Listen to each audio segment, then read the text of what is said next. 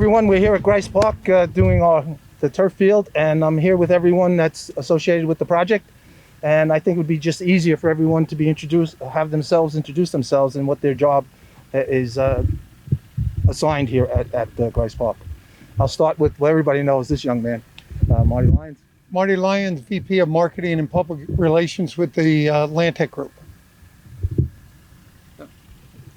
Phil Healy, Department of Public Works. I'm Steve Kuzmiskas from LandTek. I'm the Senior Project Manager for this project. Chris Dwyer from LK McLean Associates. I'm Brendan DeAngelis from LandTek, the supervisor on the job site. Trustee Anne-Marie Reardon. Trustee Robert Baccio. Police Chief Brian Palladino. Park Supervisor Keith Panama. Deputy Mayor Mike Hawkshurst. This is a very exciting time for our village, and we're ready to go here. Thank you. Thank you for coming out, first of all. Yeah. But we're looking at the project here at Greis Park. We're looking east now, and that would be this location right here, correct? Yes. So that's the back far corner back there. We have your existing baseball fields that were demoed in that back far corner. Right. Right, and then we have your existing park that's on that side over there. So this is going to be the south going east. This is the south side, and this is the north side of the park. Right, this is going up against the railroad tracks on that side. And this is the walking path that we're going to have installed. Yes. And that's going to go up and connect to the existing walking path that we have down at the other end of the park.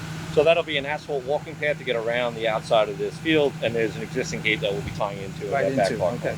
Now this end here, although we don't show it, are we going to eventually tie that in somewhere over here, when I say over here, to the west end, and trying to make a loop around the park so people have a nice walking path for us? All right. Anybody else got any questions? We can walk down a little bit more. Yeah. Marty, thank you for coming. My pleasure. It's really an honor here. With you guys here, and on behalf of the ownership of the LandTek Group, Mike Ryan and Ed Ryan, and we really appreciate everything the village is doing, and we believe in building a partnership that's going to last for a lifetime. Yeah, it's going to be good for us. It's good for the village. Beginning, this is like a renaissance for the village into the park here. You know, we're really making this park the best park on Long Island. And thank you. This has been really a lot of fun doing this, and I can really see us.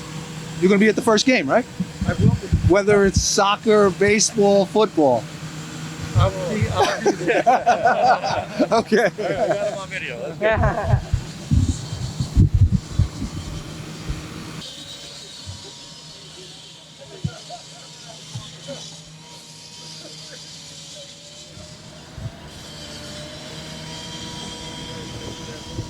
We are standing, where are we, about the 40-yard line? 50 Yeah, yard? we're about the 40 on the other south. That is the west side. And that's west, this is east, right? Right. So we're roughly around the 40-yard line right here, where the existing path is going to tie back into our new project in here, our new facility. So there'll be a new road going back in, tying back into the street on that side. And then, like I said, the walking path will tie in around that back corner. All right, so this is up towards the rec center. And what do we have here? These are going to be some bleacher areas for spectators, so they'll be able to watch games on the multi-purpose side. On the back side, you'll have a new baseball in the back corner with some new dugouts. Right. Which moved from the other side. Yes, correct. Yep. So this is flip-flop from the original version, so you can see the two existing light poles. Those poles are also going to move as well, so we can illuminate the backstop area of the baseball field.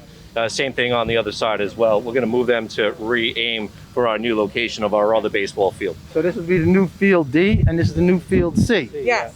And what's the distance between home plate and heading out this way? Do we know?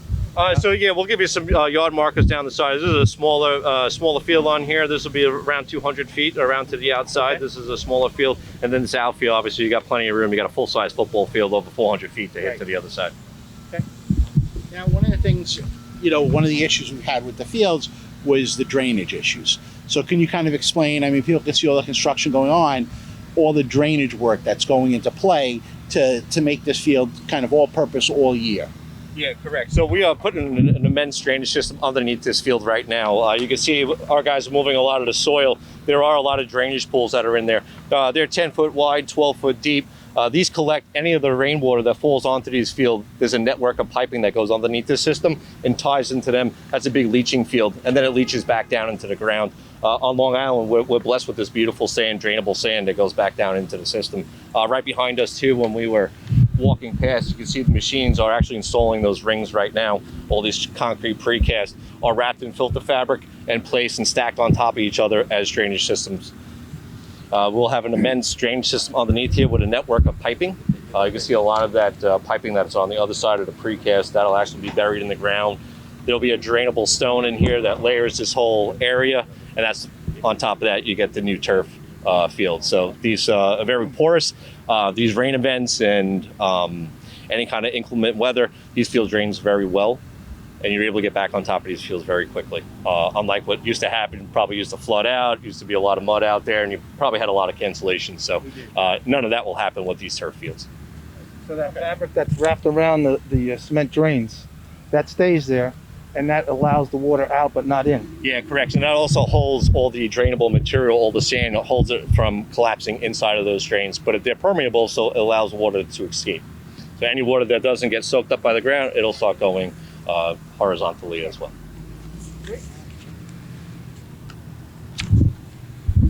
This is completely lined now for everyone? This one here?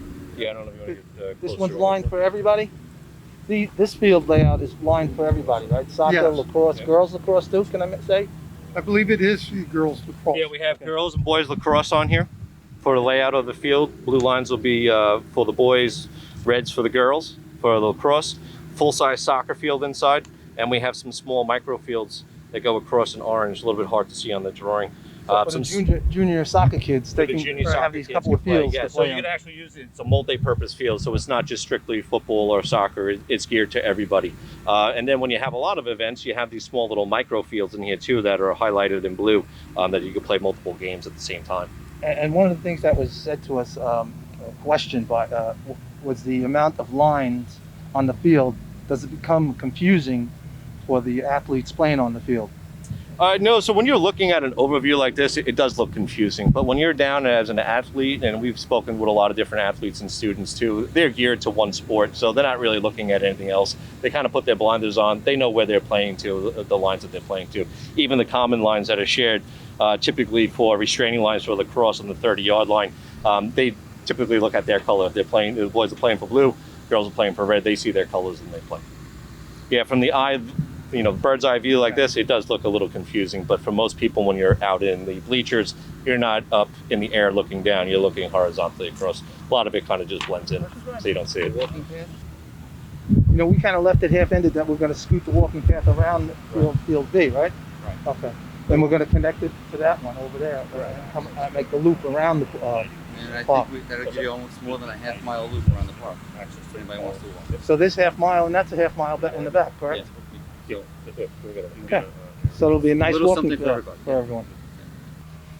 So when do you think the project would be completed that will be able to utilize the field? Okay, we got a great jump start on this job. Weather's been pretty favorable right now. Unfortunately, when we do have these inclement weather days, we're able to switch around some operations. But duration, we're looking to have this completed before Labor Day, so you guys could be out here after Labor Day planning on this field.